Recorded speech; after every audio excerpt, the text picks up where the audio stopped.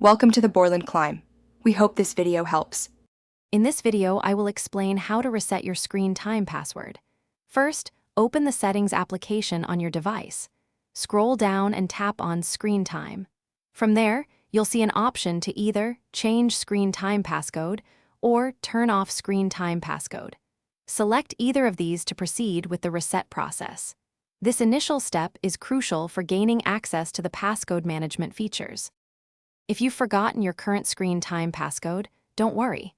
When your device asks for the existing passcode, simply tap on the Forgot Passcode option.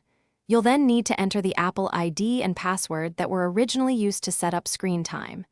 It's important to remember this might be a different Apple ID than your main one, so choose carefully to proceed. Once your Apple ID has been successfully verified, you'll be prompted to create a brand new screen time passcode. This new passcode must be 4 digits long. Carefully enter your chosen 4-digit code and then re-enter it a second time to confirm.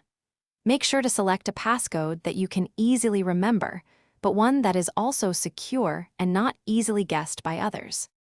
Congratulations!